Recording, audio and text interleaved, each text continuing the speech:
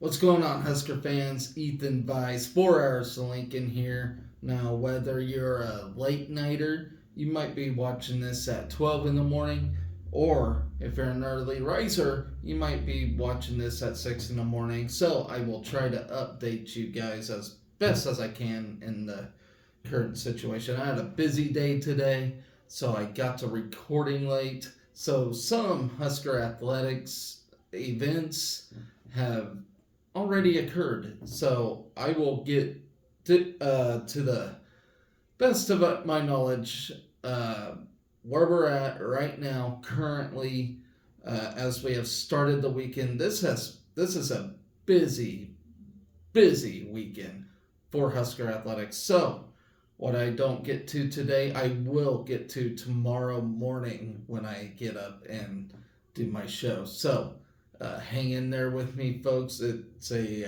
very wild ride as there's a lot to get to. So I'm going to recap Thursday as we had day 2 of swimming and diving. Beach volleyball started their season. Baseball started against Grand Canyon. Bowling day 1 of the Stallings Invitation. Actually, I'm moving on to today now. Bowling day 1, the Stallings Invitational. I got the results there. Softball, 2 games played already.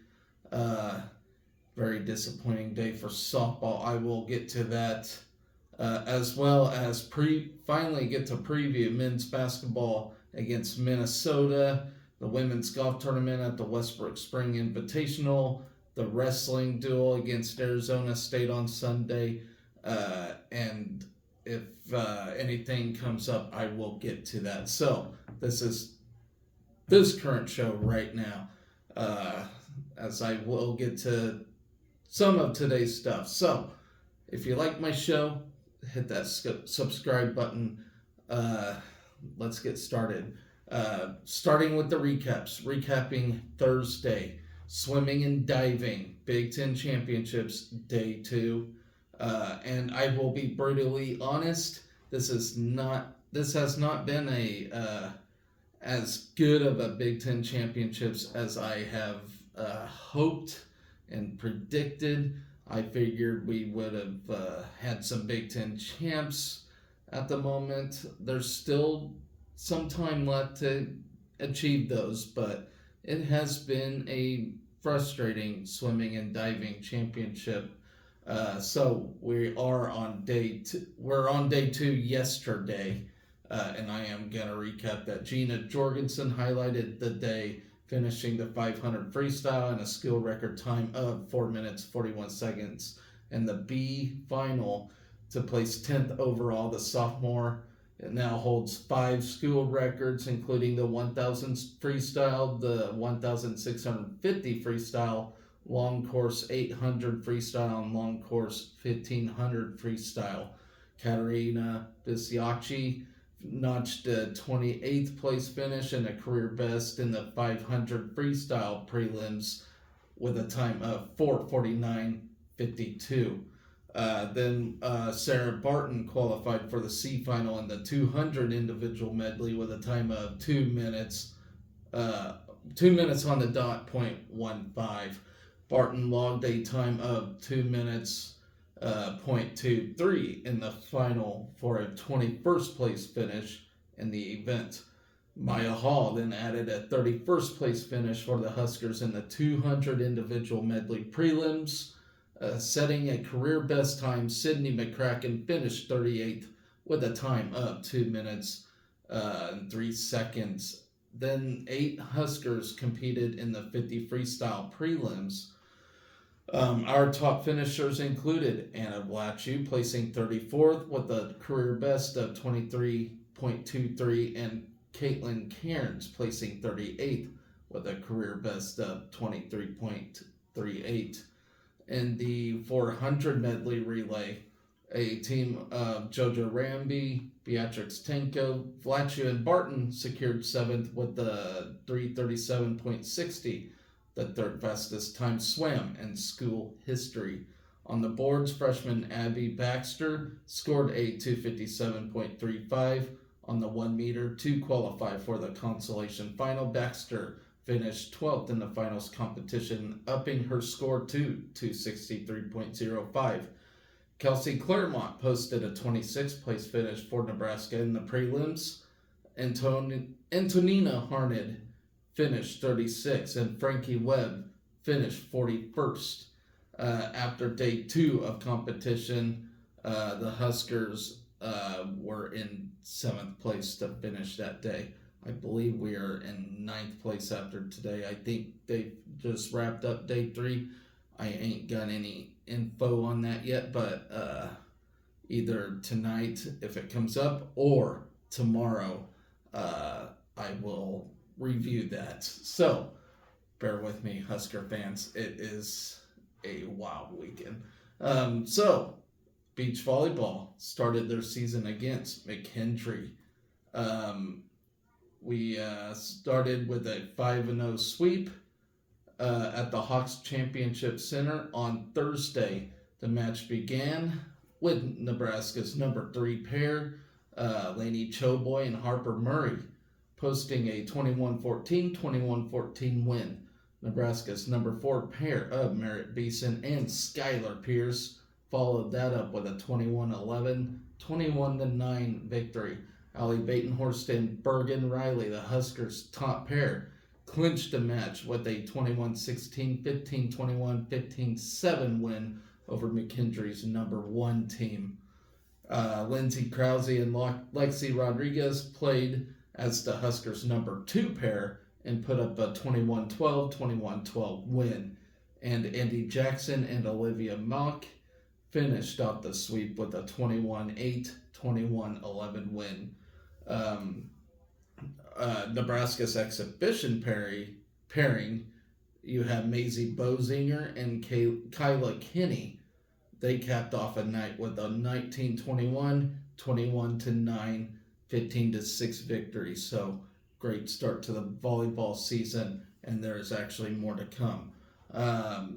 Baseball started yesterday against Grand Canyon. They actually just started just about 13 minutes ago from when I started this show. So, but we're going to recap day 1 against Grand Canyon, which was a nice decisive victory, 7-2. This is at Brazel Field in Grand Canyon Ballpark on Thursday night. Scored 7 runs on 9 hits, while Grand Canyon had 2 runs on 8 hits and committed 2 errors. Tyler Stone led the Husker offense, going 2 for 4 with a double home run, 3 RBI and a run. Case Sanderson went 2 for 4 with a triple, while Dylan Carey had an RBI double and Josh Karen added an RBI triple. Riley Silva was hit by the pitch 3 times, going 0 for 1 on the night with 3 runs scored and 2 stolen bases. Then you have Drew Christo, moved to 1-0 on the season. He's supposed to be very significant this year. I've heard nothing but good things about him. Dealing 6 strong innings for the night, allowing 1 run on 7 hits with 4 strikeouts and a walk. Jackson Brockett pitched 1.2 innings in relief before Tucker Timmerman dealt 1.1 scoreless innings to clinch the win. Christo battled traffic on the bases early as the Lopes had a pair of base runners in the 2nd and 3rd innings. The junior induced a pair of 2-out flyouts to extinguish the threat and keep the series opener scoreless through 3 innings. Then we jumped out to a 3-run lead after the Husker offense plated 3 runs. In the 4th inning, Carey laced a 1-0 pitch into the left center gap for an RBI double after Silva was hit by the pitch to open the inning. The lead grew to 3 after Stone slugged a towering 2-run shot over the wall in left field. Then the Nebraska offense tacked on 2 more runs in the 5th inning to stretch the lead to 5-0. Silva worked a 1-out walk on full count before Karen lifted an RBI triple off the wall in center field. Karen scored on the play after the relay throw hit Karen and rolled out a play while advancing to third. Sanderson collected his first collegiate hit with a triple off the wall in left to begin the sixth frame. The freshman came home in the next at-bat after Garrett Anglem lifted a 1-0 pitch to right field for a sacrifice fly. Grand Canyon they scratched across its first run of the night behind 3 hits in the bottom of the sixth to make it a 6-1 game. Cristo induced a 4-6-3 double play by the Husker defense, while a single and an RBI double plated the Lopes first run. A leadoff double followed by a 1-out sacrifice fly to the left in the bottom of the eighth trimmed the Husker lead to 6-2 after 8 innings. Silva was plunked a third time on the night to open the ninth inning and stole second and third. Karen drew a walk on full count to put runners on first and third with 1 out, setting up Stone's RBI double into the alley and left center to expand the lead 7-2. And so we continue our journey against Grand Canyon as we speak. So we will talk about that game tomorrow. That's all of yesterday's events, as I mentioned. Starting with bowling, they had a pretty good day. They went 4-1 for the day. Let's see, a total pinfall of 4,973. We're in 5th place right now. But 4-1 is a good record, and being in 5th place, that's still up there, against the big girls, I guess you can say. Let's see, only Arkansas State, Jacksonville State, North Carolina A&T, and Vanderbilt sit ahead of the Huskers after the first day. Nebraska opened play on today against number 13 Mount St. Mary's, the team's first-ranked matchup of the weekend.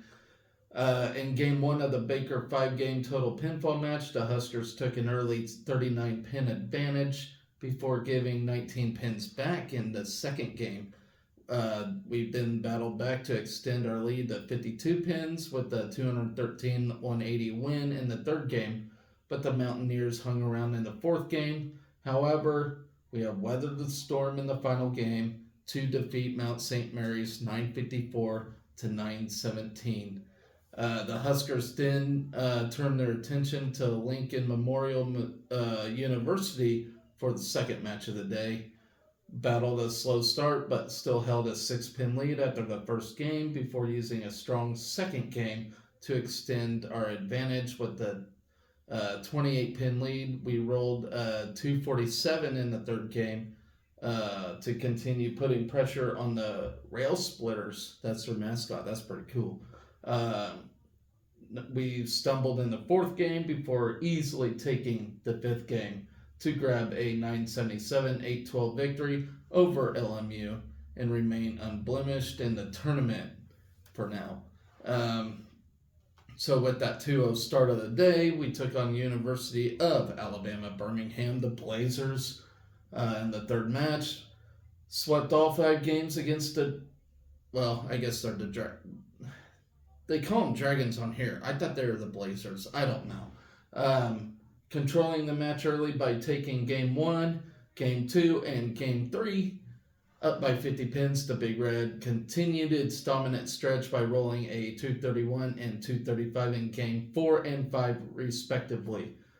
We then eclipsed a 1,000 pin mark for the first time in the tournament, taking down UAB 1,062-895. Let's see. Our tough schedule continued as we faced number 12 Tulane.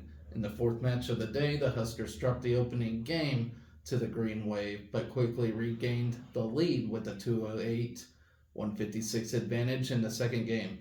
However, Tulane overcame the 29-pin deficit and outscored Nebraska in each of the final 3 games to hand the Huskers their first loss of the tournament. That final result was our 968 to their 1,043. In the final match of the afternoon, the Huskers prepared to face number 1 Jacksonville State 1 week after taking down the Gamecocks at the Midwinter Invitational. We came out of the gates firing, taking game 1 and game 2 to hold a 34-pin lead to begin the match. Nebraska continued its dominance in the third game with a 204-194 win over Jacksonville State to push its lead to 44 pins. The Gamecocks responded with a big fourth game as they trimmed the Husker lead to just 2 pins. Heading into the final game, Nebraska staved off the comeback attempt and matched Jacksonville State's score in the final game to narrowly take the match 1,012 to 1,010. So it was very close. We gave wins in back-to-back weekends over the top-ranked Gamecocks. And this leads me to my interesting analogy, I guess you can say. What is it with Husker Athletics this year? We play number 1s, number 2s, top 5 teams in any sport, and we win. But then you put us up against somebody in any sport that ain't ranked or is mediocre, and we struggle. We do this in every sport this year. It's amazing. It's incredibly what? I mean, I like our fight and effort against top teams, but where is that when we play these mediocre teams? Now, minus volleyball against Texas, which in volleyball we dominated, top-ranked teams up until the national championship. And it's it's whatever. Texas was a great team, good effort by them. But in every sport this year, it seems like, we play these top teams and win, and we get us all excited up until we play somebody mediocre in something, and then we get let down. So I don't know if any of you have noticed how the Athletics been going this year. With that, it's just I don't know. It just baffles me. I get all these high hopes after beating a top team in something, and then it's back to reality, and it's, I don't know. Athletics is still having a good year. Men and women basketball have a solid chance of NCAA appearances, and all that. But it's just, I don't know. I don't know what to make of it. So in the final, I talked about Jacksonville State. So we return to the lanes tomorrow, 7:25 a.m. Central. So by the time I upload my show tomorrow, it's already going to go on. But that's the norm for bowling. They start early. Them whack jobs they are. So now we're moving into the 2 softball games that occurred today. Heartbreakers, both of them.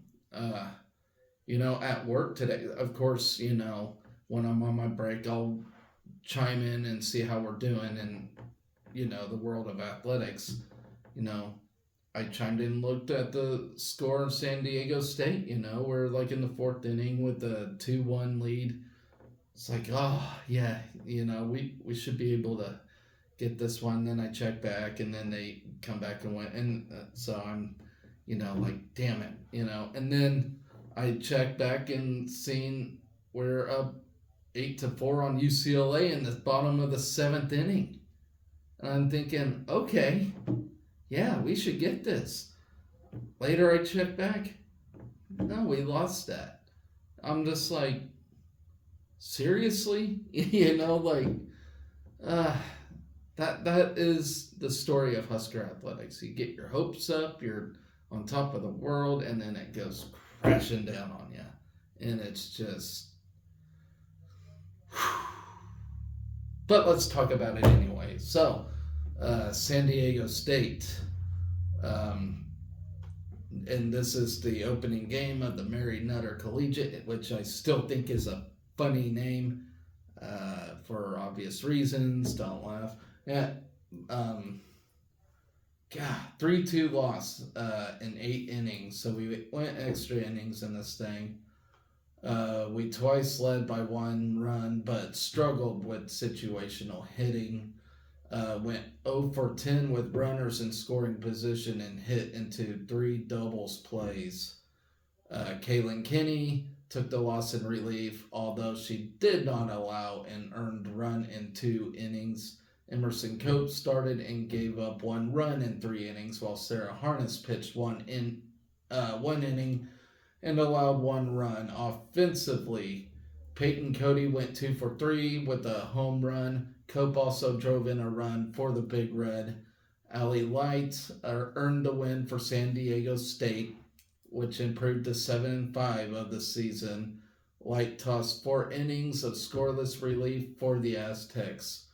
In a game full of scoring opportunities for both teams, Nebraska threatened in the top of the first inning. Gray doubled down the right field line with 1 out and was at third base with 2 outs, but was stranded there.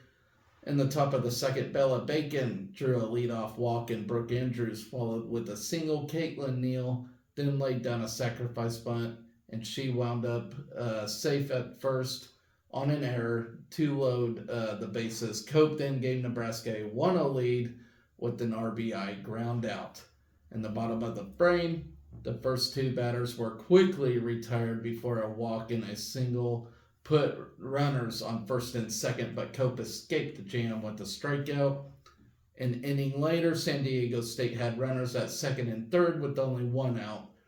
McKenna Brocky tied the game with an RBI single through the left side, but Nebraska was able to throw out a second runner, attempting to score on the play.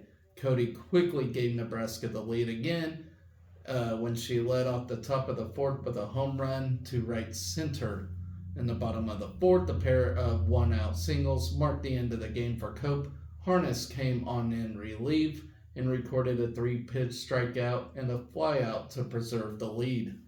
But we could not escape a similar jam in the bottom of the 5th. Katie Goldberg singled up the middle. He had runners on first and second, but for the second time in the game, Nebraska threw out a runner at home plate. Kinney then entered the game, but her first pitch went to the backstop, allowing the tying run to score from third base. Kinney then got out of the inning with a strikeout.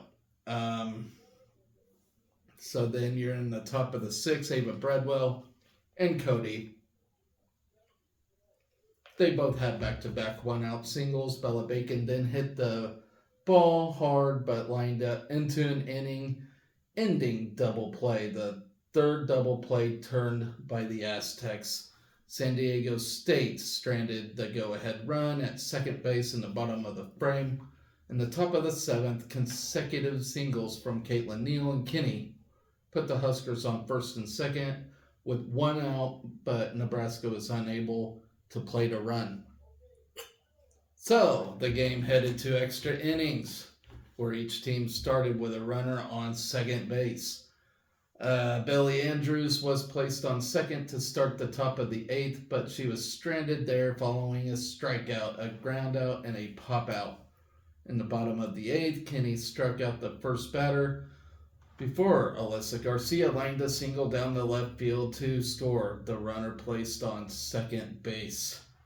And so then we went to game 2 against UCLA. Post-game notes from this game, though, however, we played our first extra inning game of the season and first since the next to last game of last year. An NCAA regional elimination victory over number 21, Wichita State, who do play each other this year, by the way, in Lincoln. The Huskers had won 4 consecutive 1-run games dating back to last season before dropping the 1-run decision to San Diego State.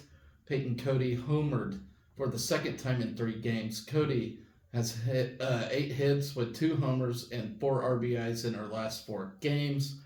Emerson Cope was Nebraska's starting pitcher for the second straight game while pitching in her 5th consecutive game overall. Cope recorded her first career strikeouts in the first inning.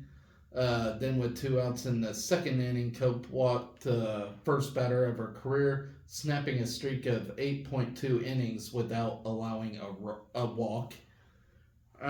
So despite that loss, Kaylin Kinney did not allow an earned run.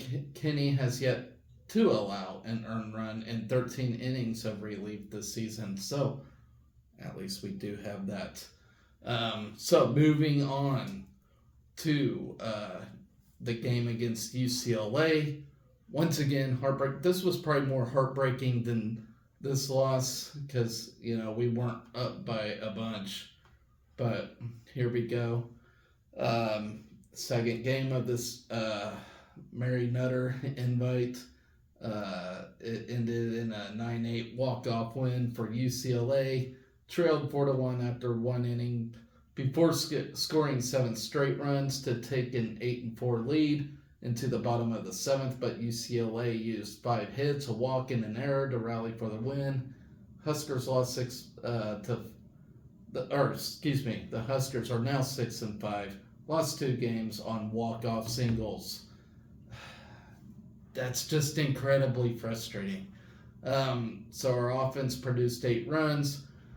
The most runs the Huskers have scored in 16 all-time meetings with UCLA. Billy Andrews powered the offense with 3-for-5 day that included a pair of home runs, 2 RBIs and 3 runs scored. Samantha Bland doubled twice and drove in 2 runs, while Peyton Cody was 1-for-2 with an RBI double and a pair of walks.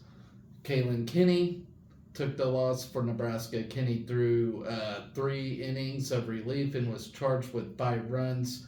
She had pitched 3 scoreless innings on relief, heading into the 7th inning against the Bruins. And on the season, Kinney had not allowed an earned run in 16.1 relief innings until the Bruins' first run in its 7th inning. Caitlin Olinsky started in the circle for the Big Red and allowed 4 runs in 1 inning. Sarah Harness followed Olinsky with 2 innings of 2-hit shutout relief. Nebraska grabbed a 1-0 lead in the top of the first, but missed a chance for more. Billy Andrews led off with a single and advanced to second, and on an error, a ground out moved Andrews to third before Ava Bradwell walked. With runners on the corners, Cody lined an RBI double to left center to score Billy Andrews.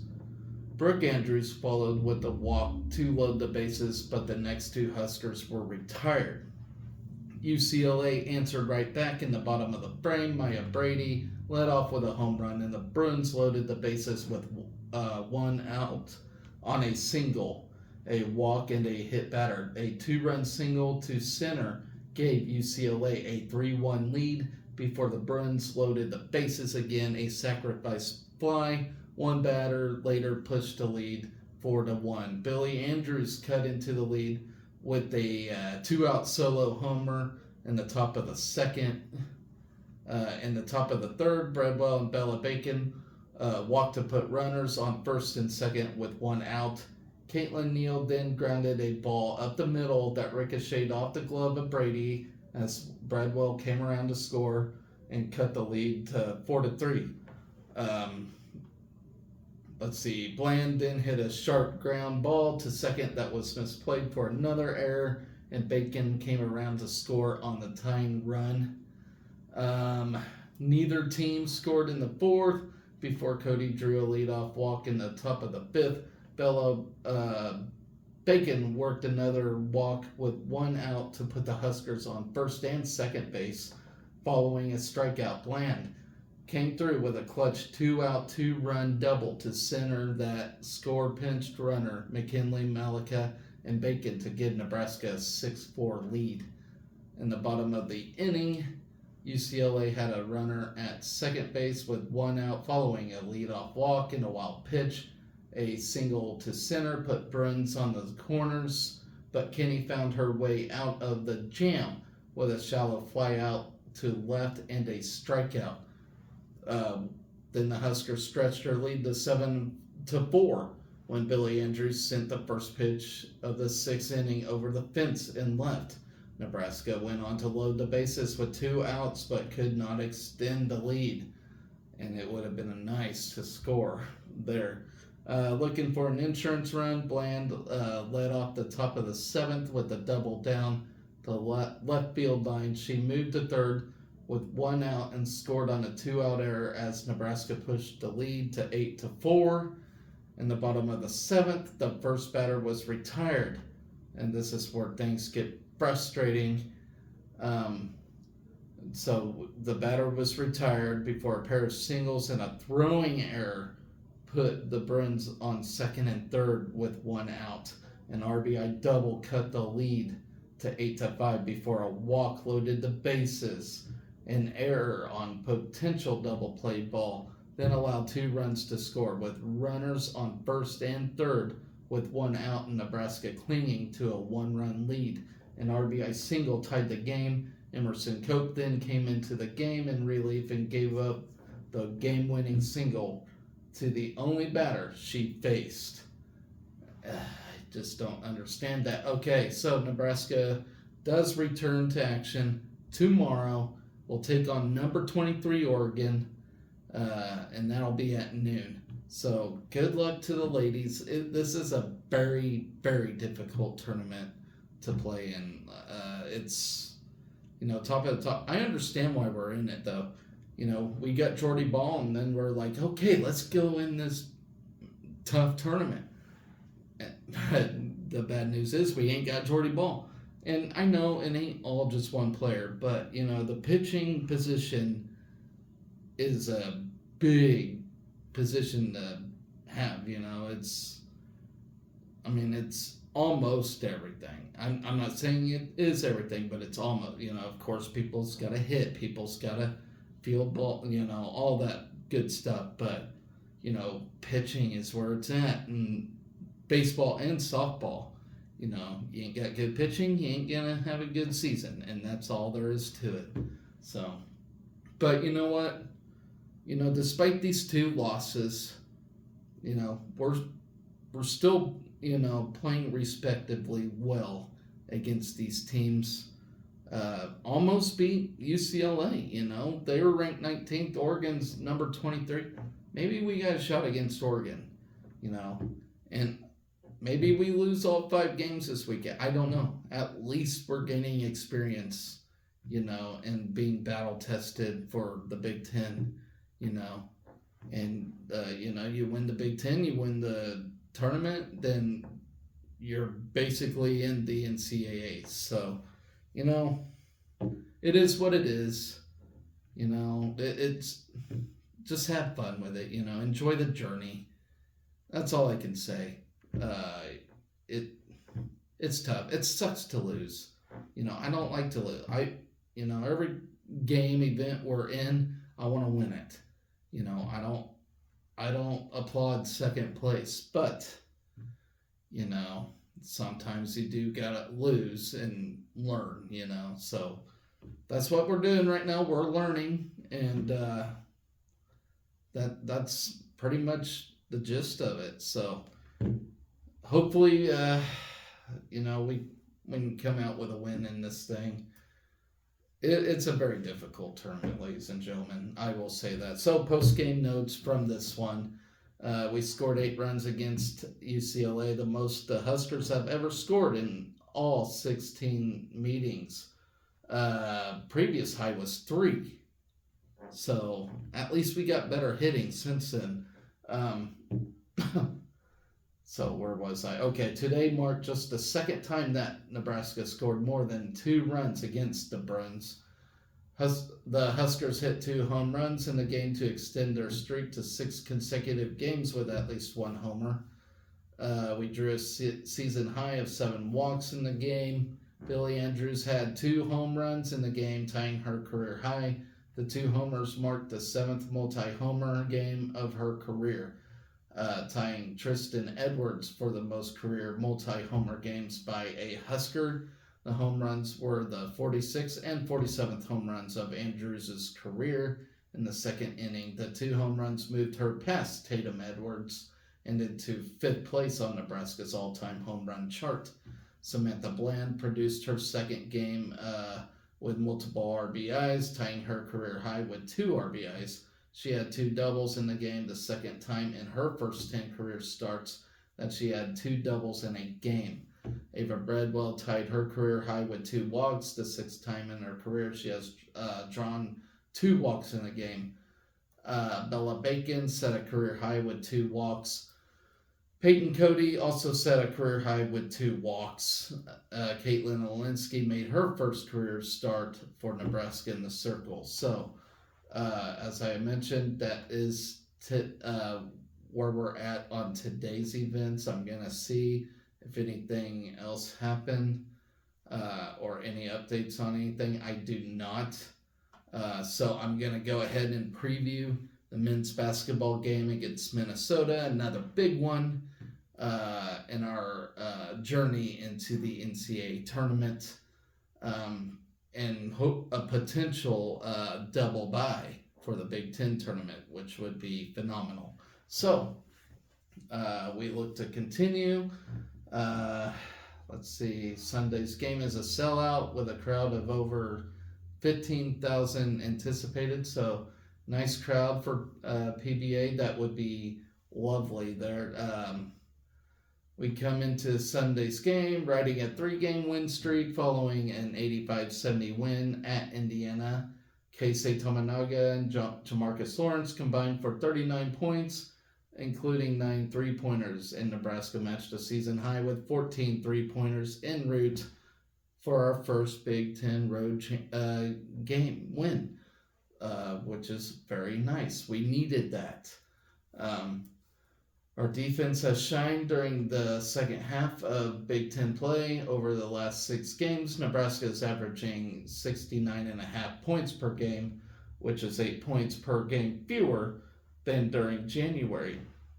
The Huskers have held all 6 opponents to under 43% shooting and has climbed to 47th nationally in defensive efficiency. We enter Sunday's game with a 16-1 home mark and can match the school record for home wins in a season on Sunday. Nebraska won 17 home games 3 times in program history, most recently in 2010-2011.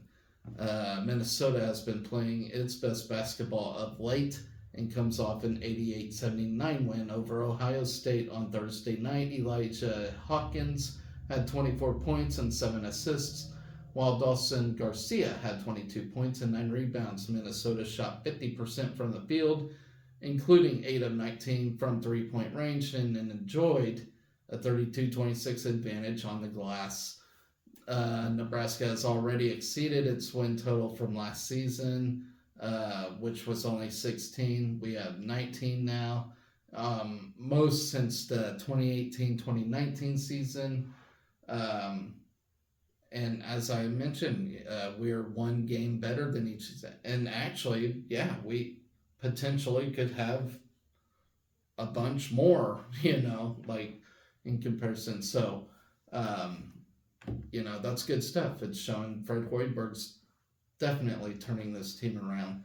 We'll look for 20th win of the season on Sunday. Nebraska has won 20 or more regular season games just 6 times in school history. So that was the 1919-20 season, the 1965-66 season, the 77-78 season, 90-91 season, 92-93 season, and the 2017-18 season. Total of 13 seasons with 20 or more wins in school history. So yes, if you're a basketball fanatic, the last team you even think about being great is Nebraska. I'll admit it. But we're looking to turn things around here. So very excited for that. Nebraska enters Sunday's game with a 19-8 record. That matches our best 27 game mark since joining Big Ten in 2011-2012. The last time we had a better record after 27 games was a 22-5 mark in 1990-1991. The Huskers were also 19-8 in 91-92 and 1992-93. Minnesota has been one of the surprises in the Big Ten with a 17-9 record. As y'all remember, they beat us very first Big Ten game of the season this year, which was a frustrating loss, but it was understandable because they're actually pretty decent. They're 8-7 in conference play, so this one is needed, and I think this is probably the toughest test we got left. I'll have to look at the schedule, but it looks like they're probably the toughest team we get to play to close out the season. So the Gophers have won 5 of their last 7 contests, including wins over Northwestern and Michigan State. They feature one of the best big men in the conference in Dawson Garcia, who played at Marquette in North Carolina. Before returning to his home state, Garcia is averaging nearly 17 points per game on 47% shooting and a team-high 6.5 rebounds per game. Minnesota has 4 players averaging double figures, while Elijah Hawkins is at 9.1 points per game and is second nationally with 7.5 assists per game. Then they have a freshman, Cam Christie, who is averaging 11 points per game while shooting 42% from three-point range, while Mike Mitchell and Farrell Payne also average double figures.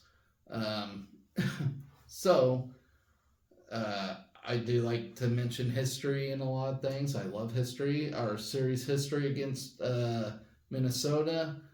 This will be our 86th time ever to play.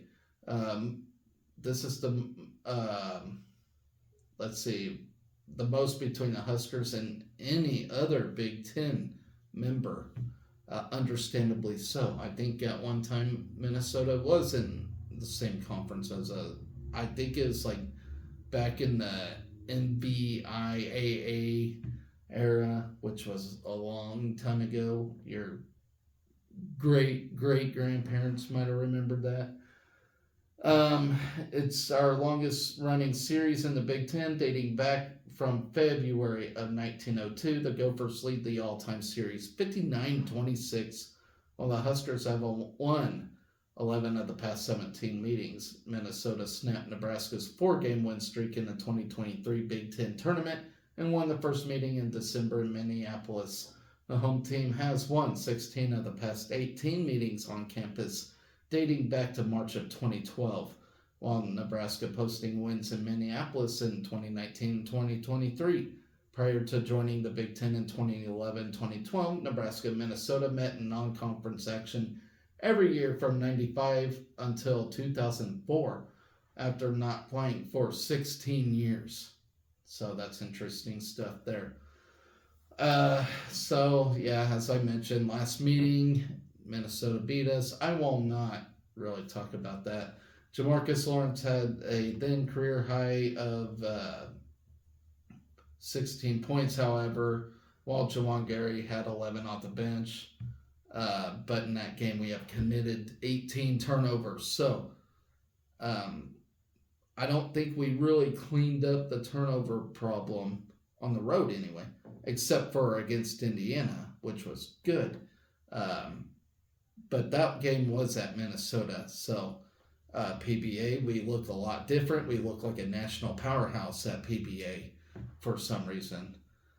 So I really think we'll come out with a win here. I really do. I have told you guys, I think it was like 3 games ago, I think we're going to go 6-1 down the stretch.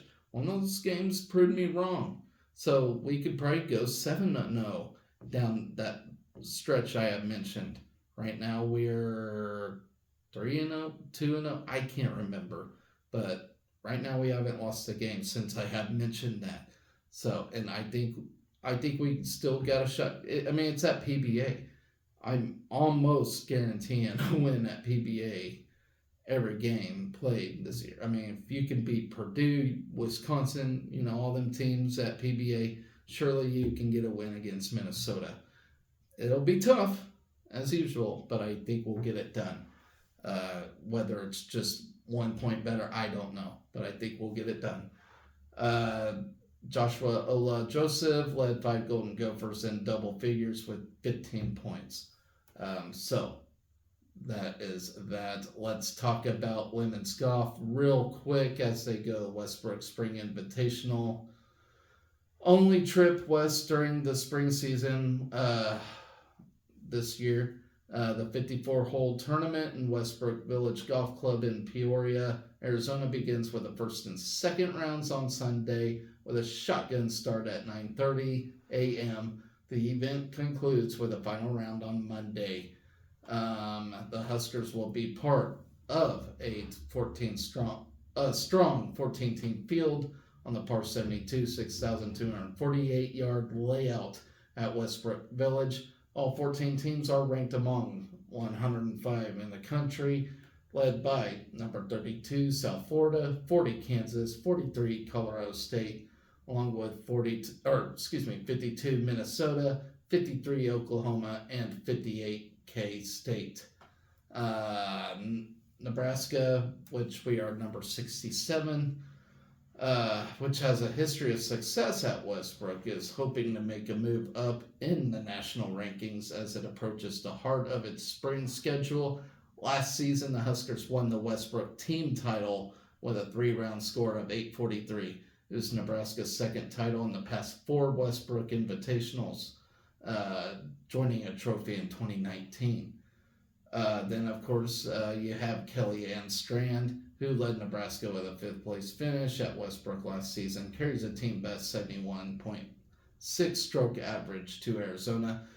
The sophomore is ranked number 105 individually in D1 after tying for 11th with an even par 144 at the rain-shortened Spartan Sun Coast Invitational in Sarasota, Florida. Strand opened the spring with a tie 4-6 and a 96-player field at the UCF Challenge in Orlando.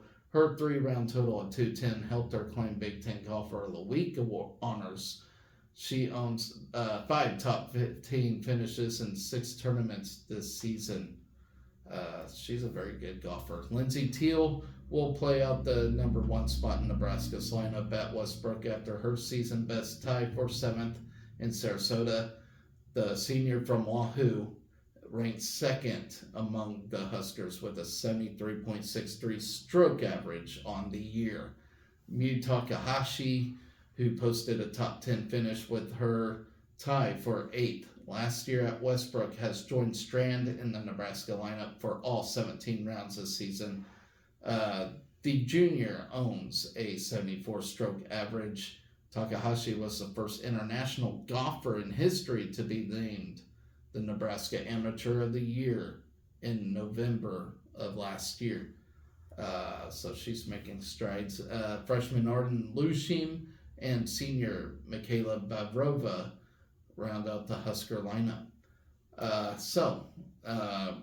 Moving on to my last preview, wrestling. We will take on Arizona State, who's number 23. Arizona State's typically a really good team, and I expect a really tough duel.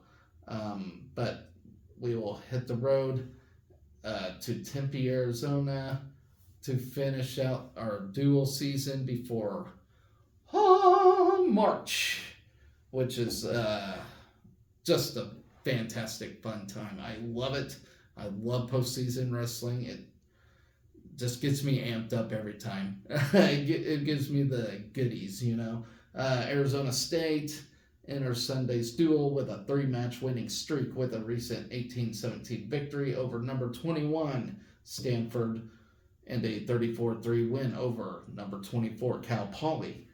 ASU's lineup features 6 wrestlers in the top 30 of their weight class. You have number 3 Ja'Cory Teamer, number 4 Kyle Parko, number 18 Jesse Vasquez, number 24 Richard Figueroa, and number 27 Julia Chibov and Jacob Meisner at 197.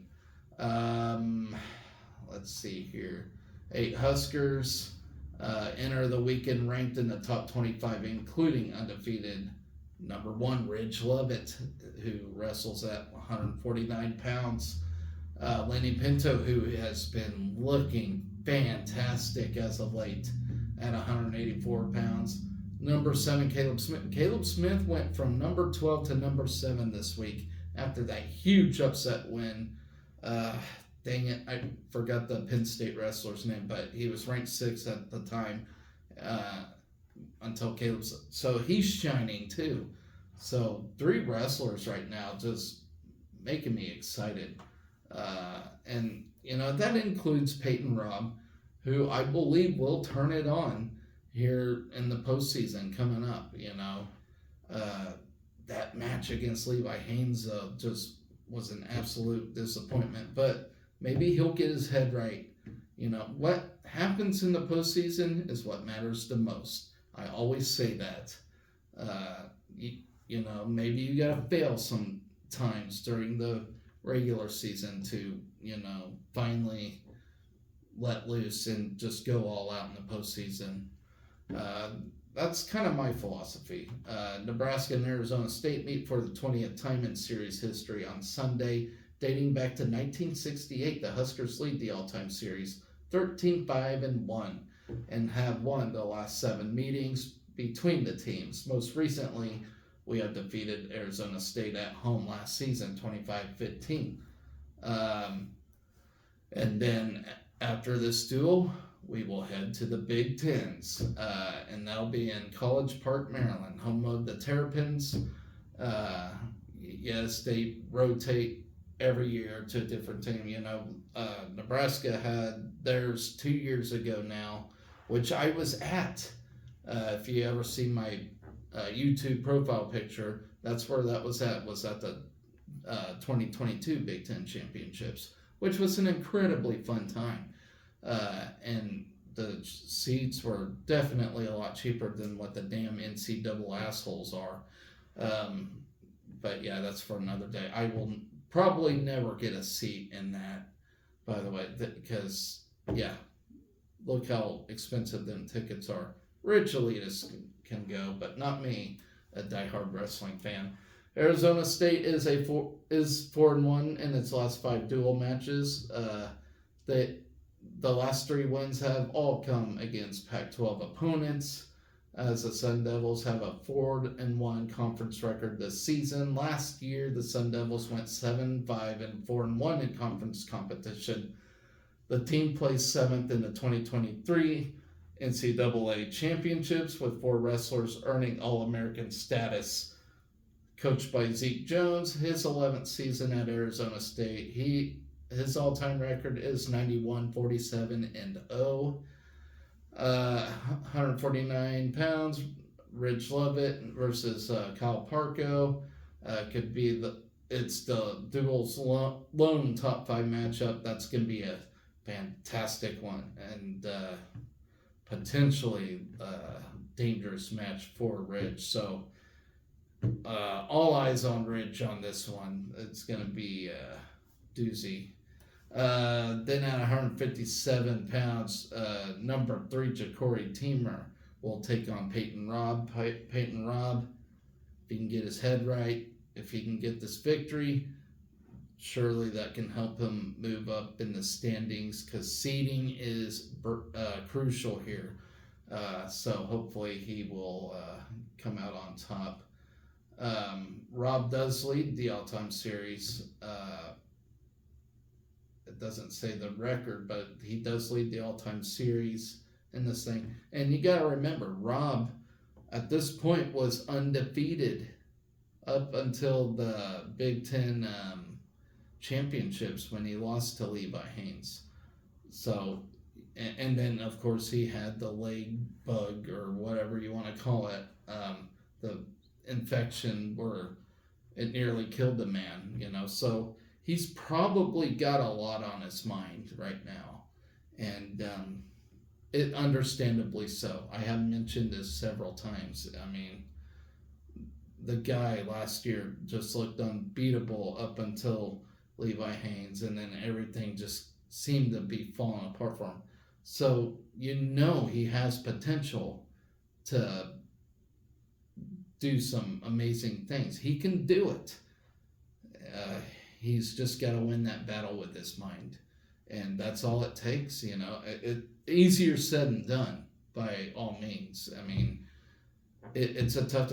Like I said, I was a wrestler. My mind won a lot of battles when I wrestled, and it happens. I mean, most of the time, you're battling yourself. So that's kind of what I like about wrestling. It's almost you against you in a way, and then what you do in practice and all those things, carry over into the tournaments, into the duels, and everything else. I mean, it's a sport of the mind for sure, and the strongest minds, you know, typically are the winners, are usually on top. So that's my preview segment.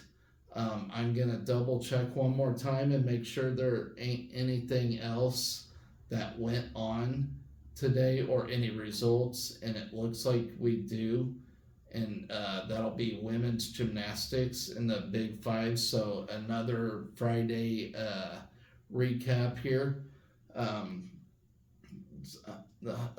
we have some Huskers that set personal bests at the Big Fives. Saw 3 career highs and placed 4th out of the 5 teams with a 195, 725 team score at the Big Fives. Singe Baxay tied her career high of 9,850 on bars. Whitney Jenks notched a 9,850 on floor to tie her personal best. Hallie Rourke tied her career high on floor with a 9,900. Baxay tied for 3rd in the all-around competition with a 39,325. Number 8, Michigan State finished 1st. Ohio State was 2nd. Minnesota placed 3rd. Nebraska was 4th, and Rutgers rounded out the field. So in rotation 1, the Huskers kicked off the Big Fives on bars, scoring at 49-175 as a team. Spence, Baxay, and Simpton all led Nebraska with a 9,850. Baxay tied her career high, and Simpton tied her season high. Whitney Jenks notched a 9,825, while Clara Colombo earned a 9,800. Kinsey Davis rounded out the lineup with an 8,900. In rotation 2, we continued the night on beam and scored a 48-100 as a team. Baxay and Sophia McClelland both registered a 9,800 to lead the team, while Allie Gard followed them with a 9,700. Isabel Sycon, Isaiah Hall, and Spence finished out the rotation. In rotation 3, we scored an impressive 49,375 on the floor, with Hallie Rourke leading the way with a 9,900 that tied her career high. Baxay, Spence, and Martina Koman all posted a 9,875, and Whitney Jenks tied her career high with a 9,850. McClellan rounded out that lineup with a 9,775.